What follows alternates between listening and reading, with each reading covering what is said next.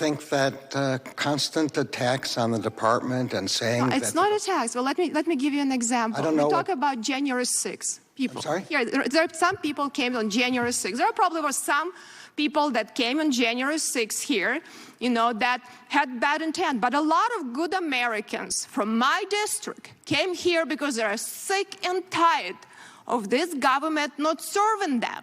They came with strollers and the kids, and there was chaotic situation because the proper security wasn't provided. That's a question that was answered really why. Why we debated for 45 minutes on the floor and didn't stop the debate after the people broke into the Capitol. But these people came, they were throwing the smoke bombs into the crowd with strollers with kids. People who showed up, FBI agents. You had in my district, in my town, FBI phone numbers all over the district. Please call that. People are truly afraid. I just want to make sure if you're not aware that you are. And this is a big problem when people are afraid of their own government. And I'll share some other things. We're talking about justice system. I don't question, you're probably not a bad person. I don't know you, but what I'll tell you, you're in charge of the department.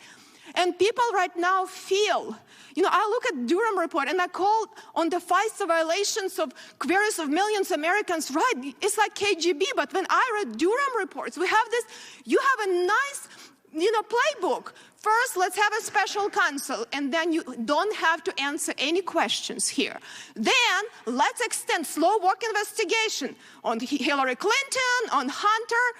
Everything is slow walked. We were very quick on Donald Trump, but you were very slow walked. Then, by the time, that investigation and its statute of limitation expired, and all of your agents need to be tested for amnesia. No one recalls anything. Okay, you probably should have as part of your hiring policy. So no one held accountable, which was egregious what happened, in that report. When I read about them, I can't believe it happened in the United States of America. This is my frustration. I'll be honest with you. Then, it's very interesting, regardless what it is, even people in Obama administration raise concerns. How can President's sons be serving on, corrupt Ukrainian oligarchs? Do you understand that it actually can undermine the war in Ukrainian effort and policy? I think these concerns were raised. The Obama administration didn't do anything about it. These people are dying right now, and Americans don't trust this president. So I want to ask you one thing. I don't need answer because I know you're not going to, but I think you're probably a good American and you care.